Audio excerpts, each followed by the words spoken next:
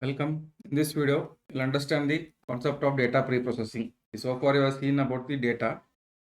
So in data warehousing, before I store the data, I have to check on the quality, the data, and then the format. So data pre-processing deals with some of the issues that are present in the data. So what is data pre-processing? Is a crucial phase in knowledge discovery process. See, whatever you're doing, data warehousing and then data mining, that is, you're trying to find a pattern or rules or decision making from the data you have stored in your data warehouse. That involves transforming raw, so-called dirty data into a clean, consistent format. So, but basically what we are doing, we are bridging between the raw data that we have got and then the mining process or learning process. What are the challenges in the real world data? Why we need pre-processing? The real world data is typically incomplete. That means some lack, some attributes may be missing, attribute values may be missing, noisy, containing errors or outliers, inconsistent. There is some problems in the codes or names. The quality decisions depends on quality of the data. This is important. That's why we try to remove all these issues or face or find a solution for these challenges. Okay. What will be the impact of the data? Definitely, if the data quality is poor, that means you have a lot of missing values, lot of noise, lot of outliers, then definitely it will reduce your accuracy. Thus, it will reduce your efficiency in terms of the resource usage. Okay, so a lot of resources are unnecessarily used. Okay, that will reduce your speed or time. Payoff leads to better business decision making. Okay, so that your decisions may not be that great. That is the problem with the, what is the impact of the data. Okay, data or bad quality data, you can say. So that means if we give the garbage as the input, we will get the garbage as the output. So for example, in a retail database, in an enterprise, if I say that there are some missing values, for example, there may be an email field or attribute with missing values. So email is a must. We need to have email for communication. Inconsistency. Some values may represent dollars, some may represent Indian rupees. So currency mix. So for example, in a column, if I have 10,000, then I have say 1,000. So this was meant to be dollars, this was meant to be say rupees. Now I don't have this labels, right? So this makes no sense, inconsistency. For example, noise, salary recorded as -100 has no meaning. Identifying all these anomalies before analysis. So now we'll come to the actual data pre-processing flow. What are the things we will be doing to get our data cleaned and then get the quality data for data mining. So initially the raw data, first it goes through the cleaning process, then the integration, because the data is coming from different sources. So it's also called as source merging. Data cleaning, what we do, we usually try to remove the noise or reduce the noise and handle the issues of the outliers. Outliers means they are actually data points, but they lie beyond some regions. Okay, most of the data points are in one region, the one point is far away from that region. Then data reduction. Okay, we need to reduce the data. The data may contain lot of things, okay, which may not be used for our business purpose or our decision making. So we may reduce the number of attributes, or we may reduce the number of rows, or you can say rows or tuples in the your data.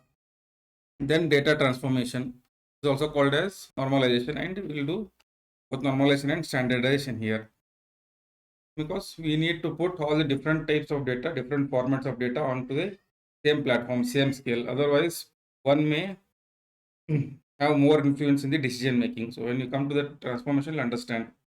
Then your data becomes mining ready. Just a visualization or intuition. First, you have a dirty data. So when it undergoes cleaning, you input some missing values or smooth the noise or try to reduce the noise. Then the data becomes clean. Then you have different types of sources for data. Okay, you take them, you apply some logic, and it's called as schema integration. There are different schemas for data warehousing. We'll see in the next chapter. And then we'll get the final unified data, a single point of data of clubbed of different sources. Then the data reduction. So for example, if the data is 1000 GB, I may not be using all the 1000 GB. So I may use dimensionality reduction or numericity reduction or data compression to reduce it to 10 GB. So this becomes, the process becomes faster. Using 10 GB data, the process becomes faster. Transformation. So data is coming from different sources. So normalize. Okay, so that this 300, for example, should not have more weightage on the decision making. What exactly it decides, that part should be only there in your decision making. So for that, you usually normalize and standardize. So ensuring data quality through a systematic pipeline. We call it as data preprocessing pipeline. Now in this video, you'll understand what is data cleaning, the first step. So data cleaning basically handles two things. One is missing values and there is noisy data. So how you can handle the missing values and the noisy data. The challenge of null data or empty. The real world databases, tuples often lack recorded values for attributes.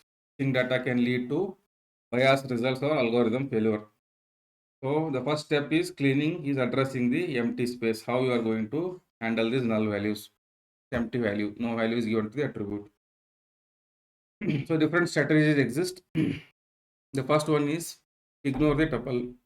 So you just ignore the tuple which contains null value, but it becomes ineffective if there are lot many tuples containing the null value. So you lose a lot of data. Second, manual filling. So you manually fill some data based on your knowledge. High accuracy but not scalable for big data. See, you can fill some manual data, okay, but it will be highly accurate. I know what exactly to fill. But if there are, say, billions of records, so it becomes very difficult to fit it. So big data, and it is big data, manual method does not work. Third one is global constant. Use labels like unknown. Okay. So you give some label to it, unknown value, we don't know.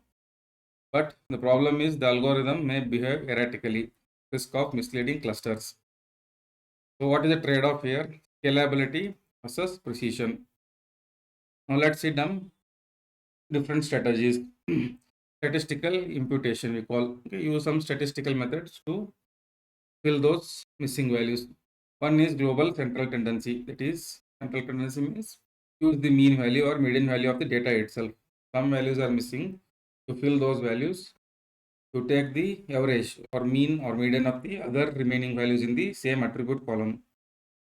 So you usually use mean when data is symmetric, right? Symmetric means spread normally like this. If it is skewed, right skewed or left skewed, you usually go for median. You find the median of that. For example, use the average of a specific group. Example, mean income of a engineers only. See, for example, salary column contains some values, salary values, and some null values, missing values.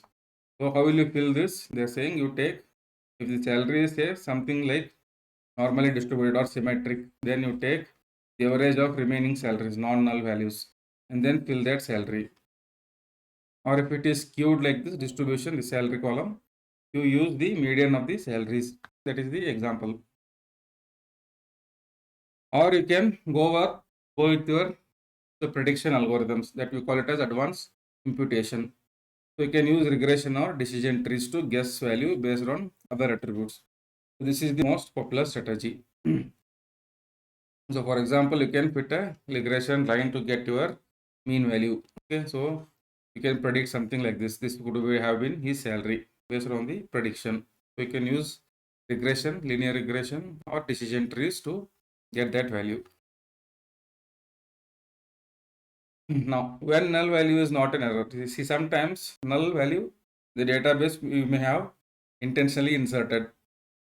Okay, for example, license for a non-driver in a table.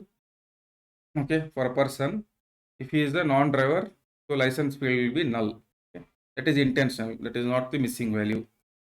You should also find out whether it's intentional or non-intentional.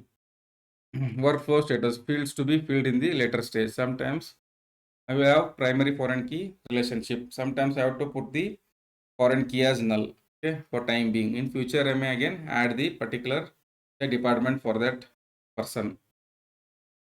So strict database design is the best cleaner here. We already seen the process that how you model ER models to relational model. In that we have seen different rules for strict database design and then normalization. Now you come to the noisy data. How you handle the noisy data? So there are different methods. First one is simple is the binning method. Okay, binning method smooths sorted data by consulting its neighborhoods or the values around it. Okay, so basically noise indicates high variance. Noise indicates high variance. So how you are going to remove that high variance or reduce that high variance so that it becomes smooth. So binning again, when I take discretization, I will explain in depth with examples. But here, let's see simple overview and examples. Okay. So what you do is just sort the data, partition into bins or equal frequency or equal width. Apply smoothing logic that you take the means or medians or boundaries. The binning reduces the effect of minor observation errors. Okay. So minor noise it can reduce. For example, how it works. So you take the data and then sort. This is a sorted data. Now you take the bins, you create the bins like this, 3, width of 3. Okay. Then to smooth the data, okay, you take the average of this 999. So it becomes 999. Here it becomes average of this is 22. So like that average of this will be 29. This is the binning method. Okay. So don't worry about this. So we are reducing here what? The variance. So it becomes, we also call it as local smoothing. So when I explain discretization again, we will go in depth different types of binnings, how exactly it is done with examples and problems. You can also do smoothing by bin boundary. So suppose that there is a bin 1 containing 4, 8, 15. See boundary values are 4 and 15. The value 8 is compared with the minimum. So you compare with 4 and then maximum 15. Both the boundary values. Now 8 is closer to 4. Right? 8. So that is 8 minus 4 is 4 and 8 minus 15. The absolute difference is 7. So the resulting bin, you convert that 8. So 8, there is a variance, right? So converting it to 4. So this 4. So this is how I can smoothen the noise. So boundary smoothing reduces variance significantly. Okay, so 4, 8, 15 initially the variance is be high because there is so much of difference. But if I reduce this to 4, 4, then the variance is high here, the variance will decrease automatically.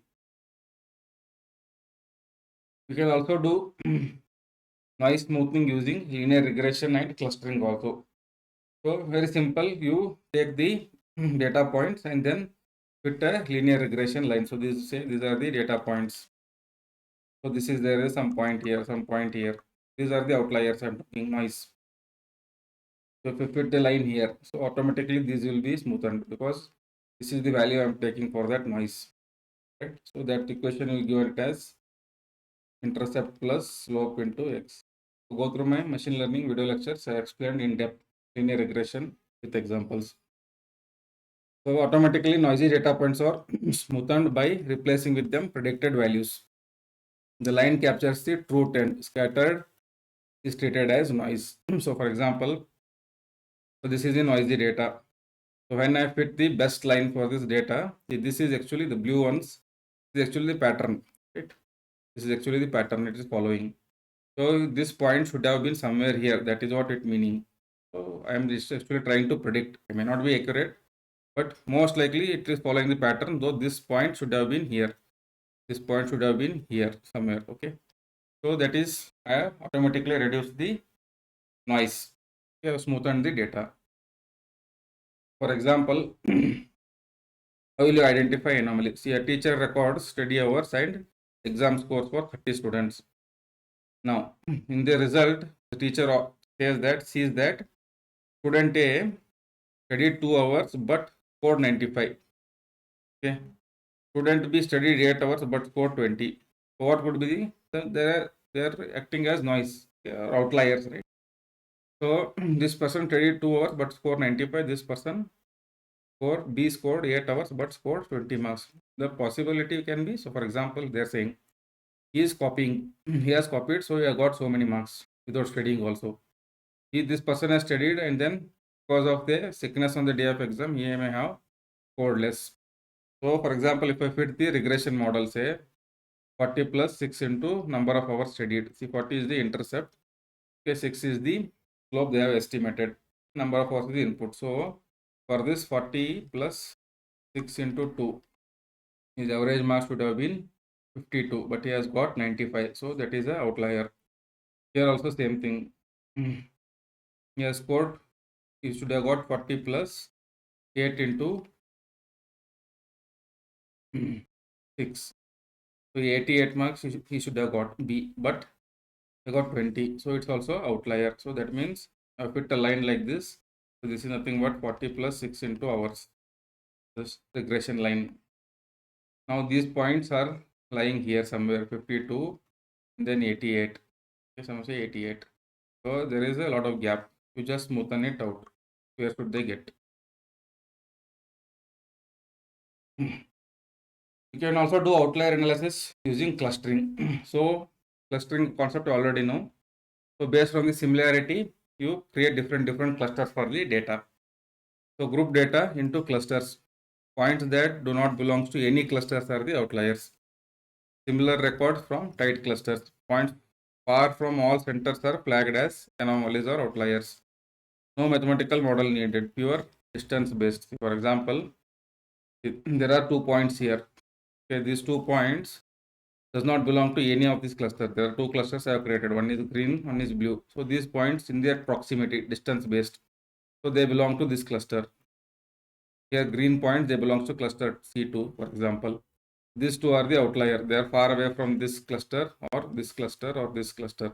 They cannot be classified into that cluster. Hence, we can treat them as outliers. This is one of the method, clustering.